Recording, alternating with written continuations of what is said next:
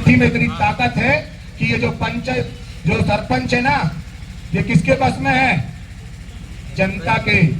तो ये जो जनता है ना, ताकतवर तब होगी जब सरपंच भी उसके क्या होगा? बस में होगा। किसी अधिकारी के बस में नहीं, किसी अधिकारी के बस में नहीं। सरपंच हो जनता के बस में, सरकार हो जनता के बस में, सत्ता और सत्ता को चलाने वाले किसके बस में हो? जनता के बस में, मतदाता के बस में। जिस दिन जनता के बस में सत्ता में बैठे हुए विधायक सांसद आ जाएंगे तो आपका राज स्वयं आ जाएगा ना। तो उसको लाने के लिए मुट्ठी बंद करके जरा और आ जाओ, आगे आ जाओ जरा, और आ जाओ इधर आ जाओ जहां तक मेरी आवाज जा रही हो।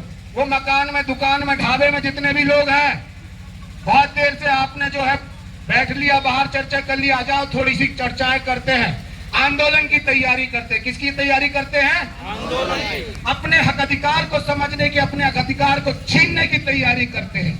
क्योंकि जो सत्ता और शासन में बैठे विधायक सांसद हैं, उन्होंने 75 साल तक हमारी शक्तियों को हमसे छुपा के रखा कि नहीं? अरे रखा कि नहीं? तो रखा है तो आवाज आनी चाहिए ना यार। नहीं तो माइक बंद करके मैं भी आपके जैसे बोलने लगूंगा, कोई दिक्कत नहीं है। और मैं जब तक बोलूंगा तब तक मेरी आवाज डाउन नहीं होगी। क्यों नहीं होगी? क्योंकि ये आप सबका आशीर्वाद है। जिसके पास में जनता का आशीर्वाद हो, इस सरकार का आशीर्वाद हो, वो जनप्रतिनिधि कभी थकता नहीं है। कैसा नहीं होता है? थकता नहीं है। कैसा नहीं होता है? तो जब तक जीतेंगे नहीं तब तक छोड़ेंगे नहीं। ठीक है? तो जोरदार नारे आने चाहिए। जब तक जीतेंगे नहीं, जब तक जीतेंगे नहीं, जब तक जीतेंगे नहीं। तो जीतना किस चीज से है? नंबर एक, मैं एक चीज का इतिहास बताऊंगा, उसको ध्यान से सुनना। शायद हो सकता है कि आपने सुना भी हो और नहीं भी सुना हो। ठीक है? तो सब तैयार हैं? सुनने के लिए तैयार है? तो ये कहानी इतिहास से चालू होगी और वर्तमान में आके क्या होगी? वर्तमान में आके क्या होगी? खत्म होगी। तो इतिहास आपका 50,000 साल पुराना है। कितने हजार साल पुराना है? 50,000 साल पुराना है।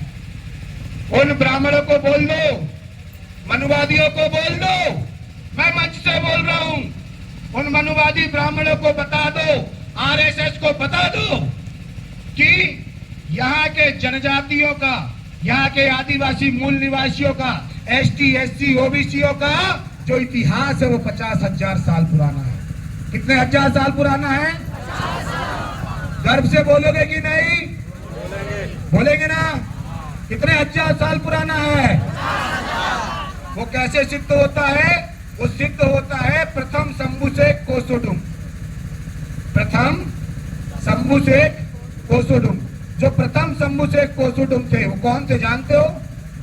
शंभुशेख का मतलब क्या होता है जानते हो क्या? कितने लोग जानते हैं? हाथ खड़ा करो। क्या होता है?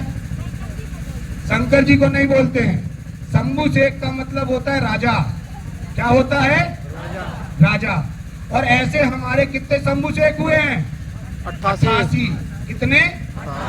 88 शंभुशेख हुए हैं। और उन शंभुशेखों की क्या हुई है? 88 कोड़ियार, मतलब उनकी पत्नियां हुई हैं। जैसे प्रथम शंभुशेख कोसुडुम और मूला। जो मूला दाई है, प्रथम शंभुशेख प्रथम राजा की क्या थी? पटरानी थी। ठीक है? कोड़ियार थी, मतलब पत्नी थी। तो प्रथम शंभुशेख कोसुडुम ने हमको क्या दिया था? मूंद सूल सर्री। कितने लोग जानते हो मूंद सूल सर्री को? बताओ जरा। मूंद मतलब कितना होता है जानकारी है? नहीं ना? मूंद मतलब होता है 3। कितना? 3। जिसको बोलते हैं त्रिगुण सूत्री मार्ग। कौन सा मार्ग बोलते हैं? अब त्रिगुण सूत्री मार्ग को जानते हो कि नहीं? बताओ। जानते हो तो हाँ बोलना, नहीं जानते तो ना बोलोगे तो मैं उसको बताऊंगा। ठीक है? मैं यहाँ पे पोथी पढ़ने नहीं आया हूँ, मैं चर्चा करने आया हूँ। चर्चा करके मैं निकल जाऊंगा। तो उस चर्चा में आप सब लोग शामिल होंगे कि नहीं होंगे? बोलेंगे ना, तो एक बार मैं बोलूंगा उलगुलान, आप बोलना जिंदाबाद, तब फिर इस उलगुलान को अपन जिंदा रखेंगे, ठीक है। और आवाज सबकी एक साथ आनी चाहिए और एक सी आवाज आनी चाहिए। उलगुलान जिंदाबाद, अरे उलगुलान जिंदाबाद, उलगुलान जिंदाबाद। अब पूरे पुरुष भाई हमारे बंद कर देगा, महिलाओं की कितनी आवाज आ रही वो भी चेक कर लेता हूँ। उलगुलान जिंदाबाद, उलगुलान जिंदाबाद, उलगुलान जिंदाबाद, उलगुलान जिंदाबाद, उलगुलान जिंदाबाद, उलगुलान जिंदाबाद। ये उलगुलान बार बार जिंदाबाद क्यों करते हैं? ज्ञान है इसका? नहीं ना। उलगुलान का मतलब होता है जो संघर्ष हमने हमारे जल जंगल जमीन के लिए और हमारी मातृ शक्तियों की सुरक्षा के लिए, हमारे समाज की सुरक्षा के लिए, हमारे महापुरुषों ने जो जंग छेड़ा था, जो आजादी छेड़ी थी, जो आंदोलन छेड़ा था, उस आंदोलन को क्या बोलते हैं? उलगुलान बोलते हैं। ये उलगुलान जो है बिरसा मुंडा ने किया था, ये उलगुलान टंटिया मामा ने किया था, ठीक है। तो इसी उलगुलान को हमसे फिर से हमारी जल जंगल जमीन से जिस तरह से हमको विस्थापित किया जा रहा है, क्या पलकी वाले पलकी डैम बचा पाए क्या? बताओ जरा मेरे को, बचा पाए क्या? क्यों नहीं बचा पाए? अरे उलगुलान नहीं था। दूसरा चीज, दूसरी बात कि क्यों नहीं बचा पाए? क्योंकि अपनी शक्तियों को नहीं जानते थे। जिस दिन वो अपनी शक्ति को जान जाते कि हमारी शक्ति 50,000 साल पुरानी शक्ति है और विस्थापन होने से मैं अकेला विस्थापन नहीं होता हूं। उनको बताना था कि श्रीमान जी आप विस्थापन करते हो तो मेरी पहचान विस्थापित हो जाती, होती कि नहीं? जैसे आपके गांव से आपको दूसरे गांव बसा दिया जाए जो आपके गांव के लोग जानते थे, क्या दूसरे गांव के लोग वैसे जानेंगे क्या? बताओ। आप आधी रात में उठकर अपने काम धंधा करके एक मोहल्ले से दूसरे मोहल्ले जाते थे, कोई नए मोहल्ले चले जाओगे तो क्या निकल सकते हो क्या रात में? जिस गांव में आप अपने खेत में, खलिहान में, पेड़ पौधे में और जो पशु पक्षी, जो पंछी, जो नदी, जो कुआं, जो तालाब, जिनमें अपनत्व था, जो हमारे गाय बैल बकरियां जिनको हम चराने ले जाते थे, और कोई दिक्कत हो गई, अरे यार भैया अच्छू नहीं लग रहा है यार, अरे यार भैया आज मेरे से त्योहार आए का, मेरे से शादी त्योहार आए का। तो ये सारी हमारी पहचान, हमारी व्यवस्था, हमारी आस्था, हमारा जो लगाव हमारे जल जंगल जमीन से और हमारे पर्यावरण से था, वो सारा हमसे क्या हो जाता है? विस्थापित हो जाता है। जो हमारे पुरखों को हमने हमारी जो जमीन में दफनाया था, गड़ाया था, वो उनकी यादें भी हमसे विस्थापित हो जाती हैं। इसीलिए हम विस्थापित नहीं सहेंगे, विस्थापन नहीं सहेंगे, अरे विस्थापन नहीं सहेंगे, और न विस्थापन होने देंगे, ठीक है?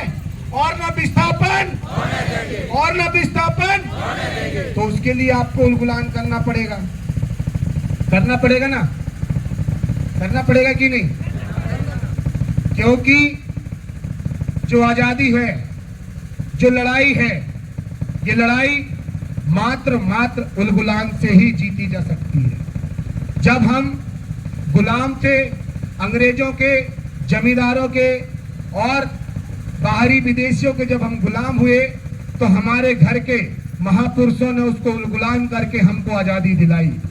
आज फिर उस समय हम विदेशी पूंजीपतियों के गुलाम हुए थे, आज हम हमारे देश के पूंजीपतियों के हाथ में गुलाम हो गए, हुए कि नहीं? आज आप अपने खेत में जो बीज खरीद के लेके आते हो वो भी साहूकार के उस पे लेके आते हो, आपके घर में कोई दम नहीं रहा। जिस दिन ये प्राइवेट कंपनियां बीज देना बंद कर देंगे तो आप खेती कर पाओगे क्या? बताओ जरा। अरे यूरिया डीएपी देना बंद कर देंगे तो खेती कर पाओगे क्या? नहीं कर पाओगे ना। तो अपने आप को आपने बेचा कि उन्होंने खरीदा? अरे बताओ, अरे बताओ। हमने बेचा ना, हमने हमारे घर के अनाज को बेच दिया। और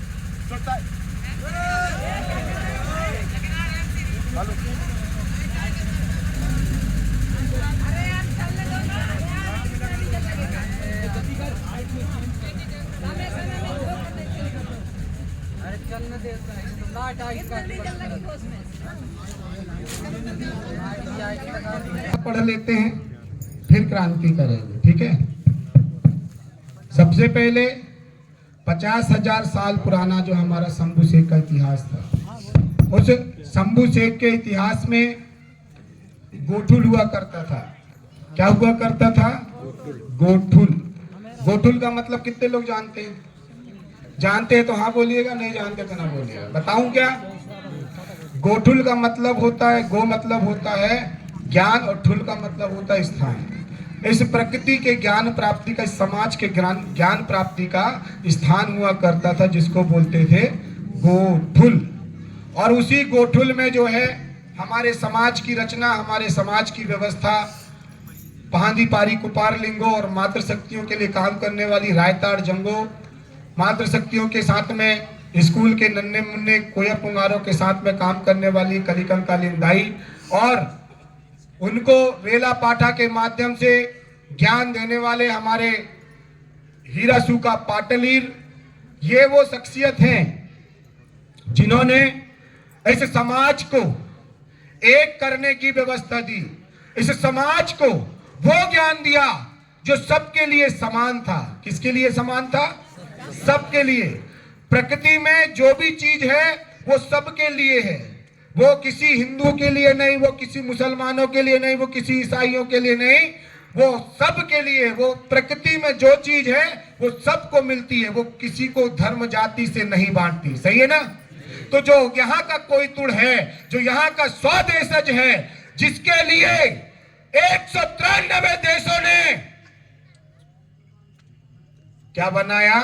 9 अगस्त विश्व स्वदेशज जनों का दिवस बनाया। उसको क्यों आवश्यकता पड़ गई? क्योंकि जब द्वितीय विश्व युद्ध हुआ, जब परमाणु का विस्फोट